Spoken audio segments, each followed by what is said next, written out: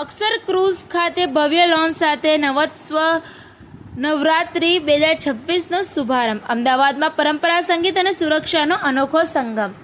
અક્ષર cruise ખાતે ભવ્ય launch સાથે નવરાત્રિના નવા રંગનો શુભારંભ.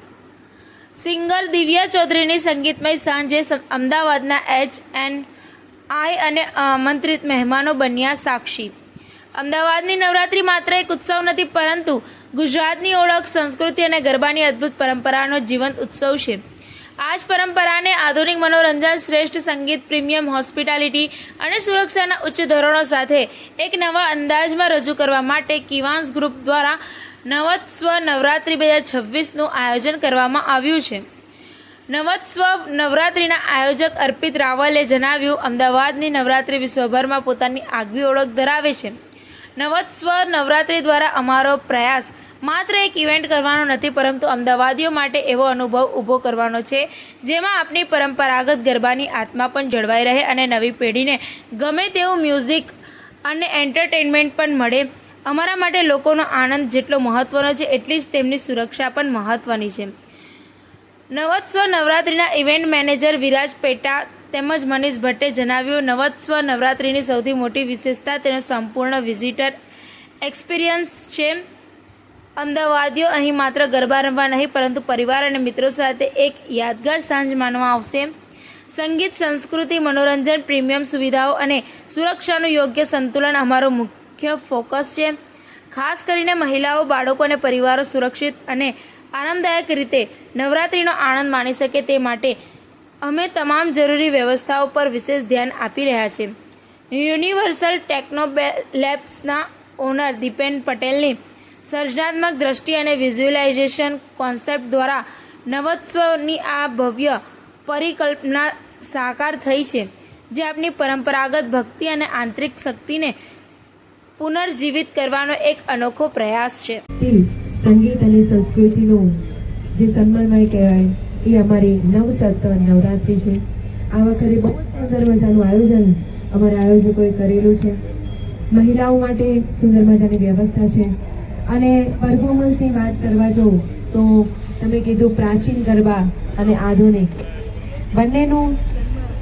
બંનેનું મિક્સ, એટલે કે આપણે જૂની સંસ્કૃતિ ભૂલતા જાય છે, જે જૂના ગરબા ભૂલાતા જાય છે, એ ગરબા અમે ભૂલવાના નથી. એ ગરબા જરૂરથી પ્રસ્તુત કરીશું. સાથે સાથે લોકોના હૈયે જે ગીતો વસેલા છે એ બધા ગીતોનું પરફોર્મન્સ કરીશું. 9 દિવસની નવરાત્રિ હોય છે, પણ અમે લોકોએ આ વખતે એક દિવસ વધારે પરફોર્મન્સ કર્યું, એટલે 10 દિવસનું પરફોર્મન્સ. સાદા ગરબા, 3 તાલી, પછી નીચ, ટેટુડો, બધું. ખેલ રે ભવાની માં જય જય અંબે માં, ખેલ ખેલ રે ભવાની માં જય જય અંબે માં, ઓ જય જય અંબે માં, જય જય અંબે માં, ઓ જય જય અંબે માં, જય જય અંબે માં, તું તો પાવામાં પ્રગટાણી માં જય જય અંબે માં, ખેલ ખેલ રે ભવાની માં જય જય અંબે માં. મારું નામ યજ્ઞેશ પંડ્યા છે અને અમે નિલેશભાઈ છે. અમે નવસત્વના ઓર્ગેનાઇઝર છીએ અને ભાઈ નવસત્વ જ્યાં શક્તિ અને શિવ તો હોય જ છે, કારણ કે શક્તિ હોય ને તે શક્તિ એકલી શિવ તો જોડે આવી છે.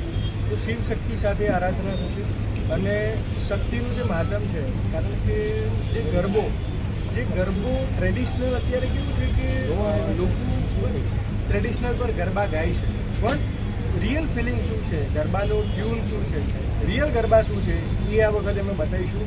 અને સૌથી મોટો પોઈન્ટ કે આજે સિટીમાં રહીને તમને ક્યાંય ગામડાની ફિલિંગ નથી આવતી, કારણ કે આપણે ગુજરાતી છીએ અને ગુજરાતી ભોજન આપણે ઓલવેઝ કરીએ છીએ.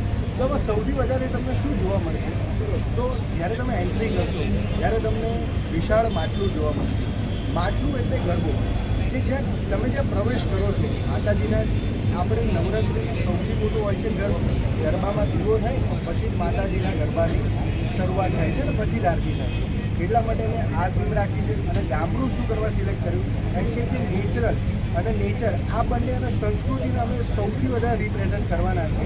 કારણ કે માત્ર ગરબા નથી, આ એક એવો સમન્વય છે કે જેની અંદર લોકોની લાગણી, ફિલિંગ્સ અને ગરબા બધું જ જોડાવાનું છે.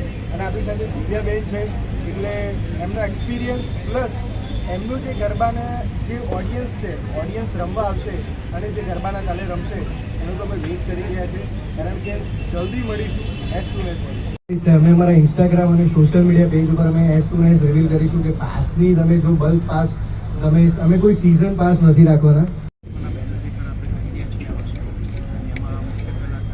પરફોર્મર આપણા શ્રી દિવ્યાબેન છે અને આપણું નવરાત્રિનું વેન્યુ 9 બ્રધર્સ પાર્ટી પ્લોટ વગડા છે. કેટલા વર્ષથી તમે આપણે તે ક્રાઉડ કેપેસિટીનું ગ્રાઉન્ડ ગણીએ તો લગભગ 10,000 પ્લસ માણસો સાથે ગરબા રમી શકે એ કેપેબલ ગ્રાઉન્ડ છે. બરાબર.